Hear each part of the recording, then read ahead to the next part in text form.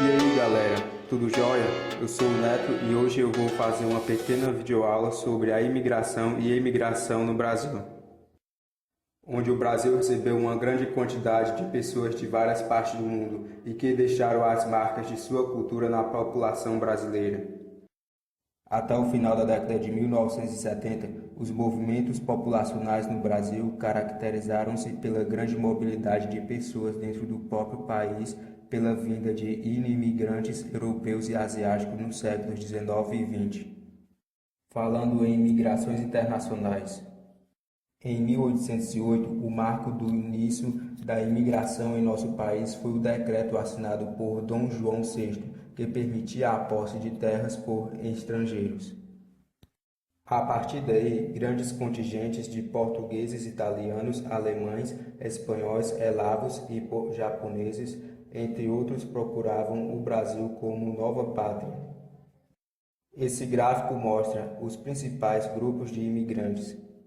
Portugueses com 31,6% de imigrantes, italianos com 29,9%, espanhóis 12,9%, alemães 4,87%, japoneses 4,17% e para os outros grupos 17,10%. Já este outro gráfico mostra os principais estados que receberam imigrantes. São Paulo com 53,3%, Rio de Janeiro com 12,4%, Minas Gerais 7,6%, Rio Grande do Sul 7,3%, Paraná 4,5%, Santa Catarina 3%, Pernambuco 2,2% e para os outros imigrantes 7,7%. Falando agora de imigração estrangeira no Sul.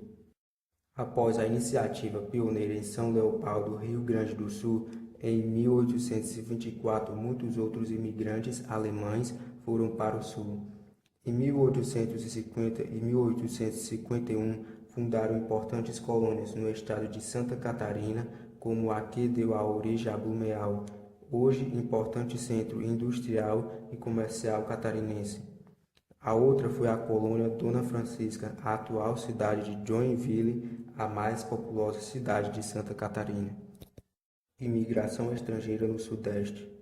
A lavoura cafeira carente de mão de obra foi a maior responsável pela vinda de imigrantes estrangeiros para o Sudeste. Atividades urbanas como o comércio e outros cultivos agrícolas foram implantados por esses grupos nos estados da região. Oi, meu nome é Brende e eu vou falar um pouco sobre a imigração. No início da década de 1980, conhecido como década perdida, o baixo crescimento econômico fez o Brasil conhecer um novo processo em sua dinâmica populacional, a imigração de brasileiros, principalmente para os Estados Unidos, Japão, Canadá, Austrália, países da Europa e da América Latina. Antes disso, o país tinha conhecido as migrações forçadas. Por motivos políticos, sobretudo nas ditaduras de Getúlio Vargas em 1930 e do regime militar em 1964 a 1985. Na década perdida, as altas taxas de inflação, de desemprego e a busca de melhores perspectivas de vida foram os principais motivos que levaram a uma evasão de brasileiros para outras partes do mundo. Depois de alguns anos de estabilidade do Plano Real, as saídas diminuíram um pouco, mas foram retomadas após a desvalorização da moeda em 1999. Infelizmente, esses motivos envolveram aspectos preocupantes, como o tráfico de imigrantes, o tráfico de mulheres que, seduzidas com promessas de altos salários, acabaram envolvidas em redes de prostituição. As estatísticas sobre brasileiros no exterior são imprecisas por causa desses imigrantes que trabalham e vivem de maneira irregular em outros países. Em 2009, segundo o Ministério das Relações Exteriores, estimava-se que cerca de 3,1 milhões de brasileiros viviam no exterior.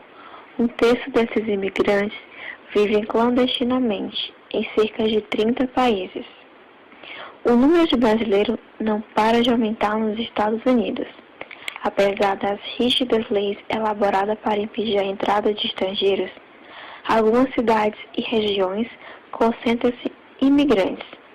Cerca de 300 mil estão na região de Nova York, 200 mil na região de Boston, 150 mil na Flórida, além da Califórnia, onde vive cerca de 25 mil habitantes.